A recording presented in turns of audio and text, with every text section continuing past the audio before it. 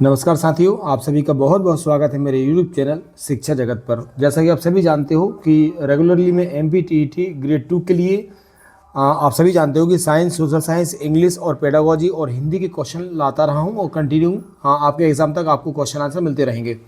आज यहाँ पर आप देख पा रहे हैं साथियों, हम लोग साइंस विज्ञान के महत्वपूर्ण 20 IMP क्वेश्चन को यहाँ पर सॉल्व करने वाले हैं। तो सभी जुड़ जाएँ और जितने भी हमारे नए साथी हैं मेरे चैनल को सब्सक्राइब जरूर करें। साथ में मैं आपको बता दूं कि इस चैनल पर आपको ग्रेड 1 2 3 की सभी की तैयारी अच्छे से कराई जाती है साथियों। ओके, और आप ये जरूर देखें कि आपसे कितने क्वेश्चन आंसर बन पा रहे हैं। ईमानदारी से अपना खुद का भी आप लोग टेस्ट दें और बाद में आप आंसर को चेक करें। आइए साथियों, तो वीडियो को स्टार्ट करते हैं। सबसे पहले हमारा क्वेश्चन है आज का, मानव नेत्र के किस भाग पर किसी वस्तु का जो है प्रतिबिंब बनता है। आपको बताना है मानव नेत्र के किस भाग पर ये प्रतिबिंब बनता है और उस प्रतिबिंब की प्रकृति क्या होती है। तो बस यहाँ से आपको ध्यान रखना साथियों कि किस भाग पर बनता है। तो हम जानते हैं ये रेटिना पर बनता है। कहाँ बनता है? रेटिना पर। और ये कैसा बनता है? ये बनता है वास्तविक और उल्टा। कैसा बनेगा साथियों? वास्तविक और उल्टा। ये सीरीज आपके लिए साथियों बहुत बहुत ज़्यादा हेल्पफुल होने वाली है ना, ये भी आपको ध्यान रखना है। नेक्स्ट क्वेश्चन की बात करेंगे, आप लोग बाद में इसका स्पष्टीकरण भी और एक्सप्लेनेशन भी पढ़ सकते हैं साथियों। चलिए अब हम अगला क्वेश्चन देखेंगे कि चींटी का डंक। तो आपको ध्यान रखना साथियों, जितने भी छोटे छोटे कीट होते हैं, चींटी, बिच्छू, इन सभी के जो आपको ध्यान रखना ये कौन सा अम्ल निकालते हैं साथियों। तो ये मेथेनोइक या फिर फार्मिक अम्ल निकालते हैं। फार्मिक अम्ल से कई बार क्वेश्चन आए हैं, आप लोग ध्यान रखेंगे। तो इनके डंक में छोटे छोटे जो कीट होते हैं साथियों, देख सकते हैं आप लोग, चींटी है, मधुमक्खी है, बिच्छू है, इनके डंक में फार्मिक अम्ल का नाम जो है, ये इनका कौन सा रासायनिक नाम होता है? मेथेनोइक अम्ल, IUPAC नाम होता है। त्वचा में इनके प्रवेश से क्या होता है? जलन और सूजन होती है, जिसे बेकिंग सोडा जैसे दुर्बल क्षार से उदासीन कर सकते हैं। अगले क्वेश्चन की बात करेंगे साथियों, question number 3 most IMP question है, आप देख पा रहे हैं। अंतर्राष्ट्रीय जो मात्रक हमारी पद्धति होती है, ऐसा सिस्टम, इसमें दाब का मात्रक क्या होता है? तो आप लोग जानते हैं, देखिए आपको खुद का एनालिसिस भी करते जाना है, ये मैं आपसे बार बार बोल रहा हूँ। तो साथियों इसका राइट आंसर हो जाएगा पास्कल। क्या आंसर है इसका? आंसर होगा इसका पास्कल। आप लोग देख सकते हो, दाब प्रति एकांक क्षेत्रफल पर लगने वाले बल को कहते हैं। ठीक है साथियों, इसका SI मात्रक न्यूटन प्रति वर्ग मीटर होता है, जिसे वैज्ञानिक कौन थे? ध्यान रखेंगे आप लोग, ब्लेज पास्कल। इनके सम्मान में से पास्कल भी कहा जाता है। ओके, क्वेश्चन नंबर 4 पर जाएंगे साथियों। तो ध्यान रखेंगे क्वेश्चन नंबर 4, जो ब्लड ग्रुप होता है, किस रक्त समूह को सर्वदाता यूनिवर्सल डोनर कहा जाता है? तो हम सभी जानते हैं O पॉजिटिव होता है। कहाँ मिलेगा आपको आंसर? इसका C आंसर, O पॉजिटिव। एक कमेंट्स बॉक्स में मुझे आप लोग आंसर बताइए कि ब्लड ग्रुप की खोज किसने की थी, जन्मदाता कौन माना जाता है ना। तो ये तो आप जानते हो साथियों की, साथ में आप लोग बताएंगे कि ये तो यूनिवर्सल डोनर हुआ। अब आपको ये बताना है ये सर्वदाता ग्राही कौन होता है, सर्वग्राही, ये भी आप लोग मुझे कमेंट्स बॉक्स में बताइए। चलिए अब देखेंगे, रक्त समूह O पॉजिटिव को वास्तविक सर्वदाता माना जाता है क्योंकि इसकी लाल रक्त जो कणिकाएं होती हैं, इन पर ना तो A और ना ही B एंटीजन होते हैं और ना ही RH एंटीजन होता है। ओके, तो ये आप लोग ध्यान रखेंगे। क्वेश्चन नंबर नेक्स्ट पर जाएंगे साथियों। 5वां हमारा जो क्वेश्चन है, बहुत इंपॉर्टेंट क्वेश्चन है ये सारे। अब देखेंगे आप लोग, पौधों में फलों को प्राकृतिक रूप से पकाने के लिए, अगर फल है इन्हें प्राकृतिक रूप से पकाएंगे तो कौन सा पादप हार्मोन? 4 मुख्य रूप से पादप हार्मोन होते हैं। आपको बताना है कि फलों को पकाने के लिए कौन सा पादप हार्मोन उत्तरदायी होता है साथियों। तो इसका राइट आंसर है एथिलीन। क्या हो जाएगा इसका आंसर? इसे एथिलीन भी बोलते हैं, तो ध्यान रखना एथिलीन है ये। एथिलीन एकमात्र पादप हार्मोन है जो गैसीय अवस्था में पाया जाता है, ये भी आपको याद रखना है। यह मुख्य रूप से फलों को पकाने और उनके पकने की प्रक्रिया को तेज करने का काम भी साथियों करता है। क्वेश्चन नंबर 6 देखेंगे, मोस्ट IMP क्वेश्चन है। हमारे किचन में बेकिंग सोडा, जैसे हम खाने के सोडे के नाम जानते हैं, इसका रासायनिक नाम और सूत्र आपको बताना है। चलिए अब एक चीज़ आपको अच्छी बताता हूँ साथियों, बेकिंग सोडा क्या है? हमारा खाने का सोडा है। अक्सर घरों में खाना जो है, जहाँ पे सभी लोग जॉब वाले रहते हैं, वहाँ पे कौन बनाता है? बाई बनाती है खाना। सुनना मेरी बात, आपको याद करने की ट्रिक बता रहा हूँ। बेकिंग सोडे को खाने का सोडा बोलते हैं। अधिकतर जो महानगर है, मेट्रोपोल सिटी होती हैं, तो वहाँ पर खाना कौन बनाता है? बाई बनाती हैं। और बाई कहाँ? H मतलब हाउस में रहते हैं। हाउस को हम H से डिनोट करते हैं और बाई को भी आपको याद रखना है साथियों। इस बाई से आपको ये फार्मूला याद हो जाएगा। तो देखिए आप, अब जैसे आपको मिल रहा है कि sodium carbonate, sodium bicarbonate, calcium carbonate और सोडियम हाइड्रोक्साइड। तो मैंने कहा ना, खाना कौन बनाता है? बाई बनाती है। तो जहाँ आपको बाई मिलेगा आप लगा देंगे, तो आंसर हो जाएगा सोडियम बाइकार्बोनेट। और बाई कहाँ रहती है? हाउस में रहती है। तो जहाँ आपको फार्मूले में H मिलेगा, क्या मिलेगा? H। तो यहाँ पे देखो NaH, H बीच में है कि नहीं, इस H हाउस में रहती है भाई, इसलिए इसका आंसर हो जाएगा। तो आंसर आप डबल से देख सकते हो साथियों, सोडियम बाइकार्बोनेट इसका आंसर है। फार्मूला है यहाँ पे Na के बाद H आएगा, ध्यान रखना, NaHCO3 सोडियम बाइकार्बोनेट। क्लियर है?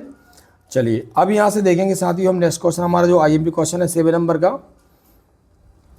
किसी भी विद्युत परिपथ में बहने वाली विद्युत धारा को मापने के लिए अमीटर कहाँ मिलेगा आपको? अमीटर का उपयोग करते हैं। किसका साथियों करेंगे? अमीटर का उपयोग करते हैं। ये सारी चीज़ें आपको मालूम होना चाहिए। और देख लेंगे वोल्ट मीटर को विभवांतर मापने के लिए समानांतर क्रम में जोड़ा जाता है। अगला क्वेश्चन है साथियों हमारा मोस्ट IMP क्वेश्चन है, क्वेश्चन नंबर 8।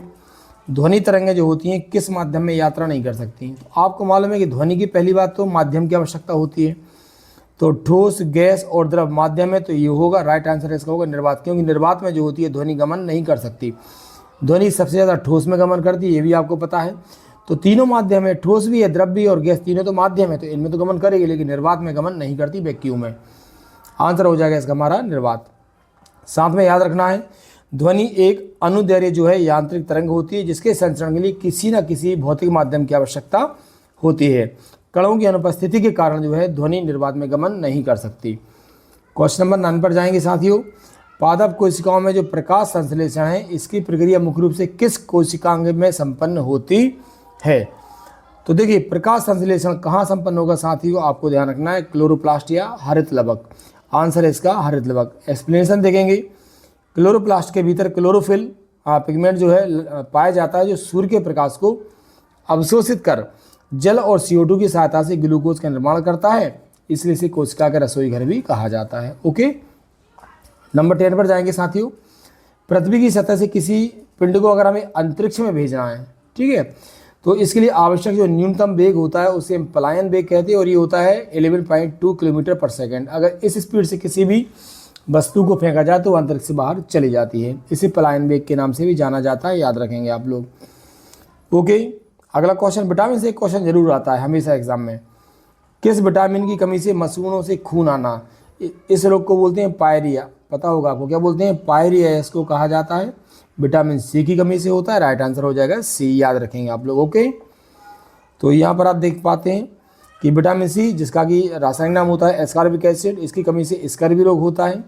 यह कोलेजन प्रोटीन के निर्माण में सहायक है, जो मसूड़ों और त्वचा के ऊतक को स्वस्थ रखता है। ठीक है, ये खट्टे फल आंवला और नींबू संतरा वगैरह में पाया जाता है, मौसमी में। नंबर 12 पर जाएंगे साथियों। अच्छे क्वेश्चन है, ध्यान रखेंगे आप लोग। कौन सी धातु अत्यधिक क्रियाशील, जैसे अत्यधिक क्रियाशील है आप लोग सोडियम वगैरह, सोडियम पे जाएंगे, और ये हवा और नमी के संपर्क में आते ही आग पकड़ लेती है, इसलिए इसे मिट्टी के तेल में डुबो कर रखा जाता है, केरोसिन में। तो आंसर क्या हो जाएगा साथियों? हमारा आंसर हो जाएगा सोडियम। सोडियम और पोटेशियम प्रथम समूह की अत्यधिक अभिक्रियाशील क्षार धातुएं हैं। ये वायु की ऑक्सीजन और नमी के साथ अत्यंत तीव्र ऊष्मक्षेपी अभिक्रिया करती हैं, इसलिए इन्हें सुरक्षित रखने के लिए केरोसिन तेल में रखा जाता है। ये भी साथियों आप ध्यान रखेंगे कि मेरा जो YouTube चैनल है शिक्षा जगत, इस पर और YouTube पर भी आपको नियमित क्लासेस उपलब्ध रहती हैं, ये ध्यान रखेंगे साथियों। साथ में नंबर 13 का IMP क्वेश्चन देखेंगे, अम्ल वर्षा, एसिड रेन, वायुमंडल में उपस्थित किन गैसों के ऑक्साइड। तो देखो अम्ल वर्षा कैसे बनती है, तो आपको ध्यान रखना है साथियों, आंसर है सल्फर और नाइट्रोजन के ऑक्साइड। मोस्ट IMP क्वेश्चन, ये भी आपको ध्यान रखेंगे। फैक्ट्री और वाहन से निकलने वाले जो सल्फर डाइऑक्साइड मतलब SO2 और नाइट्रोजन ऑक्साइड मतलब NO2 है ना, वायुमंडलीय जल वाष्प के साथ मिलकर सल्फ्यूरिक अम्ल बनाते हैं H2SO4 और नाइट्रिक अम्ल HNO3, जो वर्षा जल के साथ मिलकर अम्ल वर्षा का निर्माण करती हैं। क्वेश्चन नंबर नेक्स्ट जाएंगे साथियों 14 नंबर का देखेंगे साथियों। क्वेश्चन बहुत अच्छे हैं आपके लिए। रात में आप देखेंगे तारों का जो टिमटिमाना होता है, 10वीं में क्वेश्चन आता है ये बार बार, प्रकाश की किस परिघटना का परिणाम है? राइट आंसर साथियों आपको यहाँ से मिलेगा वायुमंडलीय अपवर्तन। क्या मिलेगा? वायुमंडलीय अपवर्तन। आंसर देखेंगे आप लोग साथियों। पृथ्वी के वायुमंडल की विभिन्न परतों का तापमान और घनत्व जो है लगातार बदलता रहता है, जबकि तारों का जो प्रकाश है इन परतों से गुजरता है तो उसका लगातार क्या होता है? अपवर्तन होता है, जिससे तारों की आवासीय स्थिति बदलती है महसूस होती है और वह टिमटिमाता हुआ प्रतीत होता है। ओके, अगला क्वेश्चन आप देखेंगे साथियों। एक सामान्य जो मानव कोशिका है उसमें गुणसूत्रों की कुल संख्या, अब देखो गुणसूत्रों की जब कुल संख्या पूछेंगे तो 46 और जोड़े पूछेंगे तो 23। समझ में आ रहा है आपको? तो इसका राइट आंसर हो जाएगा 46 और 23। माता पिता में जो लिंग का निर्धारण होता है वह किस पर डिपेंड करता है, आप लोग मुझे कमेंट्स बॉक्स में मैसेज करके बताइएगा यहाँ से। ओके, मानव की प्रत्येक जो कोशिका होती है इसमें 46 गुणसूत्र पाए जाते हैं जो 23 जोड़ों के रूप में व्यवस्थित होते हैं। इनमें से 22 जोड़े क्या होते हैं साथ ही याद रखना, ऑटोसोम होते हैं, और एक जोड़ा जो है लिंग गुणसूत्र होता है। यही डिसाइड करता है कि होने वाली संतान लड़का होगा या लड़की। कड़ी मेहनत सफलता की कुंजी है, आप लोग सभी जानते हैं साथियों। क्वेश्चन नंबर 16 पर जाएंगे। एकमात्र ऐसी अधातु आपको बताना है, क्या बताना है आपको, एकमात्र ऐसी अधातु आपको साथियों बताना है जो कमरे के ताप पर क्या होती है, द्रव अवस्था में पाई जाती है। तो साथियों मोस्ट आईएमपी क्वेश्चन है, आपको बताना है। सिंपल सी बात है, मैंने आपको शायद मुझे याद आ रहा है एक वीडियो में मैंने आपको बताया था कि ये होती है ब्रोमीन। कौन सी होगी साथियों, ये ब्रोमीन होती है, आप ध्यान रखना। इसका राइट आंसर है ब्रोमीन, Br। क्या होती है साथियों, Br होती है। और देखो यहाँ पे अधातु पूछा गया है। अगर साथियों आपसे यहाँ पे धातु पूछा जाए, क्या पूछा जाए, धातु। जब आपसे धातु पूछा जाता है तो धातु कौन सी है जो एकमात्र जो क्या होती है, देखिए दो चीज़ आती हैं, एक धातु द्रव है और एक अधातु द्रव है। तो धातु जो द्रव है वो होती है पारा या मरकरी, और अधातु हमारी होती है ब्रोमीन। कौन सी होगी साथियों, ब्रोमीन होती है, आपको अच्छे से याद रखना है। क्वेश्चन नंबर 17 पर जाएंगे। 17 जो हमारा क्वेश्चन है कि विद्युत प्रतिरोध का जो एसआई मात्रक होता है वह क्या है। सिंपल सी बात है, एसआई मात्रक बताइए आप लोग, किसका पूछा जाएगा आपसे, विद्युत प्रतिरोध।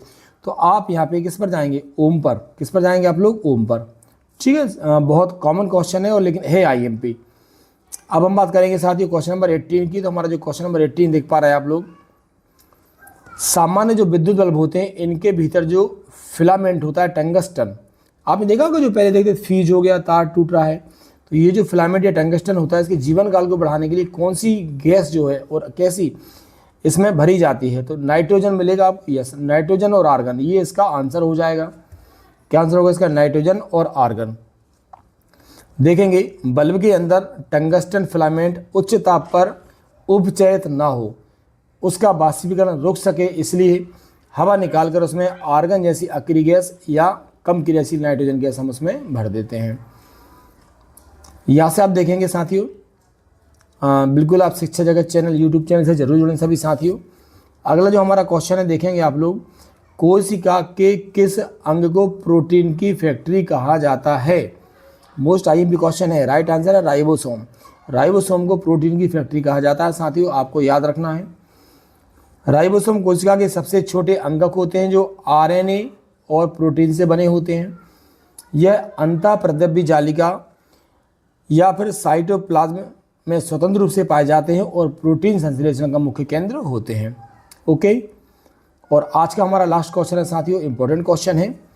पृथ्वी पर पाए जाने वाले प्राकृतिक पदार्थों में सबसे कठोर पदार्थ क्या होता है, तो वो है हीरा। क्या है साथियों, सबसे ज़्यादा कठोर पदार्थ क्या होता है, हीरा, इसका राइट आंसर है। देखेंगे आप लोग साथियों,